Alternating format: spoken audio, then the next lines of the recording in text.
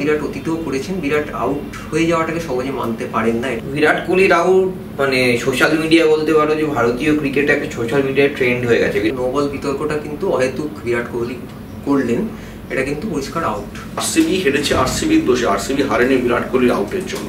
KKR বনাম RCB দুর্দান্ত একটা ম্যাচ দেখলাম আমরা।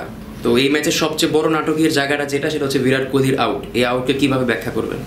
দেখুন, প্রথমে আমি বাংলাদেশের যত আমাদের বন্ধু আছে সবাইকে, যারা দেখছেন সবাইকে আমি আন্তরিক শুভেচ্ছা এবং ভালোবাসা জানাচ্ছি।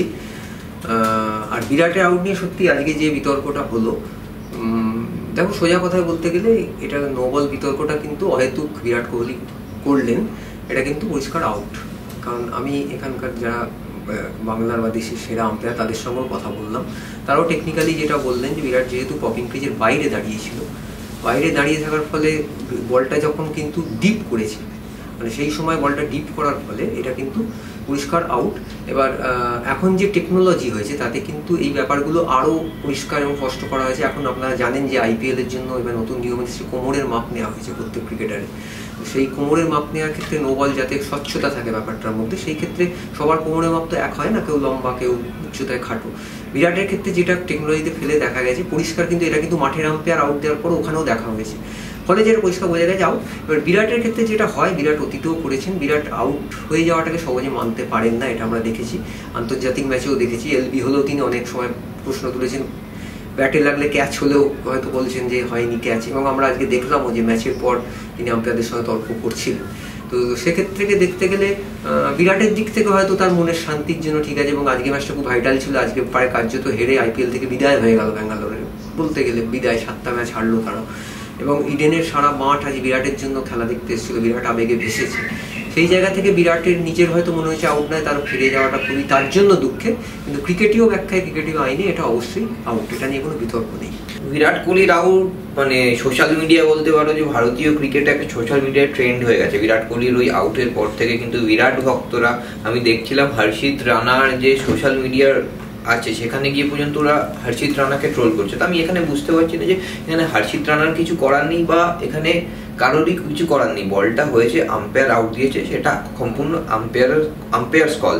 তো আর এখানে বিরাট কোহলির হ্যাঁ আউট নিয়ে একটা বিতর্ক হয়েছিল, কিন্তু আমরা রিপ্লেতে যেখানে দেখে স্পষ্টভাবে দেখতে পাচ্ছি, তারপর এই আউট নিয়ে কিন্তু বিতর্ক হওয়ার কোনো অবকাশ থাকতে পারে না। দেখো, যে কোনো ব্যাটসম্যানই আউট হয়ে খুশি হয় না, বিশেষ করে এরকম হাই ইন্টেন্সিটি একটা ম্যাচ যেখানে হারলে তুমি টুর্নামেন্ট থেকে টিম ছিটকে যাবে, সেখানে বিরাট শুরুটাও খুব ভালো করেছিল। তো তারপর আউট হওয়ার পর ওরকম একটা বিতর্কিত যে কোনো প্লেয়ার খুশি হবে না। কিন্তু দেখো, টেকনোলজি একটা বলে ব্যাপার আছে ক্রিকেটার, সেই টেকনোলজিতে দেখা যাচ্ছে কিন্তু ওটা পরিষ্কার বিরাট প্রথমত ক্রিজ থেকে অনেকটা বাইরে খেলছিল, আর বলটা যেখানে হয়েছে সেটা কিন্তু বিরাটের ক্রিজে থাকলে বিরাট কোমরের নিচে থাকতো। তো ওটা আমার মতে, অনেকের মতে হয়তো ওটা আউট নয়, কিন্তু আমার মতে বিরাটের ওটা পরিষ্কার আউট ছিল। হ্যাঁ দেখ, কিছু আউট নেই, যেহেতু এটা আউটটা বিরাট কোহলি আউট হয়েছে সেই জন্য হয়তো বিতর্কটা হচ্ছে, অন্য কেউ হলে হয়তো এতটা বিতর্ক হতো না। কিন্তু ওই ভারতীয় ক্রিকেটে কিছু বড় নাম, বিরাট কোহলি, রোহিত শর্মা, অবভিয়াসলি মহেন্দ্র সিং ধোনি তো আছেন, এরা কোনো একটা বিতর্কিত আউট হলে সেই বিতর্কটা কিন্তু আরো বেড়ে যায়। তো আমার মতে সেই বিতর্কটা হয়তো আরো কয়েকদিন চলবে, কিন্তু ওটা আমার যেটা মনে হয়েছে, আমার ক্রিকেটীয় ব্যাখ্যায় ওটা আউট। দেখুন, এবারে আইসিসিতে এই আইপিএলে একটা নতুন আমরা সিস্টেম দেখছি যে প্রতিটা প্লেয়ারের যে হাইট সেটা মেজার করে আগে থেকেই সিস্টেমে ইনপুট করা আছে। সুতরাং আউটটা নিয়ে প্লেয়ারদের মনে কনফিউশন থাকতেই পারে, লেকিন এটা দিয়ে কিন্তু আমার মনে হয় না ওটা প্রথমত ওটা আউট ছিল। এবং অ্যাকর্ডিং টু ডেটা যদি দেখেন, আপনি যদি রিপ্লেগুলো দেখেন, তাহলে কিন্তু যখন বলটা ডিপ করছিল এবং ট্র্যাজেক্টরিতে থার্ড আম্পায়ার সেটা আউট দিয়েছে, এবং এটা কাউকেই দোষ দেওয়া যায় না, কেননা এটা পুরোপুরি ডেটার ইনপুটের ওপর, যেমন ইনপুট সিস্টেমে ডেটা করা হয়েছে সেই অনুযায়ী ডিসিশন হয়েছে। যেটা রিশ টপলি প্রেস কনফারেন্সে এসে বললেন যে তাদের একটু রুলটা নিয়ে একটু ক্ল্যারিটি, একটু মানে ধোঁয়াশা ছিল তাদের মধ্যে। তো এইরকম হতেই পারে, আমরা 2019 ওয়ার্ল্ড কাপ ফাইনাল দেখেছি, সেখানেও রুল নিয়ে অনেকের কিন্তু ধোঁয়াশা ছিল। প্রেস কনফারেন্সে যে ড্রামাটা হলো, আসলে কেকেআর এর প্রেস কনফারেন্সের পরে কিন্তু সময় অনেকক্ষণ কাটার পরে আরসিবির প্রেস কনফারেন্স, কিন্তু এমন একজন প্রেস কনফারেন্সে এসছেন যে আসলে ম্যাচই ছিল না। এই জিনিসটাকে কীভাবে ব্যাখ্যা করবেন? এই জিনিস আনপ্রেসিডেন্ট, এরকম কখনোই দেখা যায়নি যে এই খেলা শেষে সাংবাদিক সম্মেলনগুলো সবসময় প্রথাগত হয়। তো ধরে রাখা হয়েছিল কেকেআর এর প্রেস কনফারেন্স হয়ে গেছে, আরসিবিটাও হবে। জেনারেলি যে টিম হারে তারা আগে আসে, যারা জেতে তারা পরে আসে, কিন্তু কেকেআর এর প্রেস কনফারেন্স হয়ে যাওয়ার পরেও লম্বা সময়ের পরে দেখা গেছে যে আরসিবি আসেনি, এবং তারপরে জানা যায় আরসিবি মাঠ ছেড়েই চলে গিয়েছে। এবং IPL এর যদি মানে আইন দেখেন, তাহলে আপনি যদি প্রথাগত প্রেস কনফারেন্স স্কিপ করে যান তাহলে একটা শাস্তির মুখে পড়ার ভয় থাকে। তো RCB লাস্টলি পাড়ায় রিস্টপ থেকে যিনি ম্যাচটাই খেলেন, যিনি জিমে বসেছিলেন, তিনি এসে ফাইনালি প্রেস কনফারেন্স করেছে এবং সেটা খুবই দায়সারাভাবে ব্যাপারটা করা হয়েছে এবং বোঝাই যাচ্ছে যে কেন হয়েছে। কারণ RCB অত্যন্ত অখুশি যে বিরাট কোহলিকে যেভাবে আউট দেওয়া হয়েছে এবং RCB Virat Kohli Faf du Plessis তো বটেই, RCB সমগ্র শিবির মনে করে যে বিরাট কোহলির বলটা সম্পূর্ণ নো বল ছিল, বলটা ওয়েস্ট সাইডের ওপরে যাচ্ছিল। কিন্তু যদি খেলাটাকে দেখা যায়, যদি মানে নো বলের রুলটা কি, নো বলের রুলটা হলো যে বল ট্র্যাজেক্টরি থার্ড আম্পায়ারের কাছে যখন যায় তখন সেটা থার্ড আম্পায়ার কি করেন যে বল ট্র্যাজেক্টরিটাকে ফলো করেন। বিরাট কোহলি দাঁড়িয়েছিলেন ক্রিজের বাইরে, মানে ব্যাটিং ক্রিজের বাইরে দাঁড়িয়েছিলেন, অলমোস্ট সিমিলার বলে আন্ডার রাসেলও আউট হয়েছেন। কিন্তু আন্ডার রাসেলের ক্ষেত্রে কি হয়েছিল, আন্ডার রাসেল দাঁড়িয়েছিলেন ক্রিজের ভেতরে, সুতরাং ওখানে ট্র্যাজেক্টরিটা পরিষ্কার ছিল যে বলটা কোমরের ওপর দিয়ে যাচ্ছে না কি হচ্ছে। বিরাট কোহলির ক্ষেত্রে সেটা পরিষ্কার ছিল না এবং দেখা যাচ্ছে যে বিরাট কোহলি যদি ক্রিজের ভেতরে দাঁড়িয়ে থাকতেন তাহলে বলটা হয়তো তার কোমরের নিচে এসে ল্যান্ড করতো বা ওই লেভেলে এসে ল্যান্ড করতো, কখনোই কোমরের ওপরে থাকতো না। কিন্তু বিরাট একেবারে অসন্তুষ্ট ছিলেন এই সিদ্ধান্ত নিয়ে এবং মাঠেও তিনি বারবার করে আম্পায়ারের সাথে বচসা হয়, তার খেলা শেষেও হয় এবং ডাগআউটে যখন ফিরে আসেন সে সময় হাতে ব্যাট ছুঁড়ে ফেলে দেন এবং ডাগআউটে ফিরে আসার পরেও বারবার অসন্তোষ দেখাতে গেলে হাইটটা দিয়ে বারবার দেখাতে চাইছিলেন এবং RCB তারপরেও কিন্তু মানে আমি এখানে বলবো যেটা সেটা হচ্ছে যে হতে পারে RCB একটা আনফর্চুনেট, বিরাট কোহলি আমি ধরেও নি যদি আনফর্চুনেট আউট হয়, তারপরেও কিন্তু মানে 35-2 হয়ে যাওয়ার পরেও RCB কিন্তু ম্যাচ ছিল এটা, কারণ RCB অলমোস্ট 10 ওভারের মধ্যে 122 তুলে ফেলেছিল 2 উইকেটে।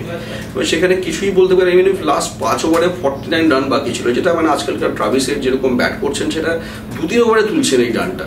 তো সেখানে শেষ ওভার পর্যন্ত ম্যাচ যাবে কেন? RCB হেরেছে RCBর দোষে, RCB হারেনি বিরাট কোহলির আউটের জন্য।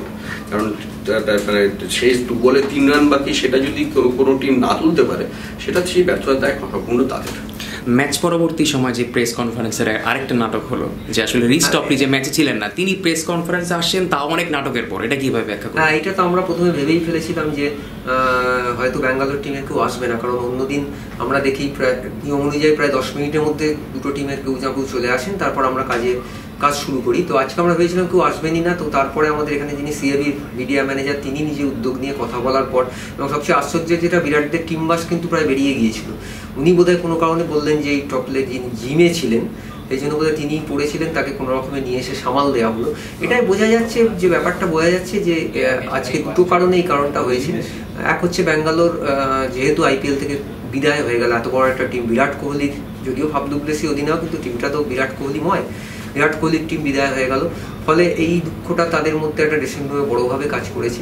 এবং আমার ধারণা যে এই কোনো বিরাটের আউটের পর বা কোনো ক্যাপ্টেন বা কেউ কোনো বড় নাম এটাতে আসতে চাননি, প্রেস কনফারেন্সে আসতে চাইছিলেন না।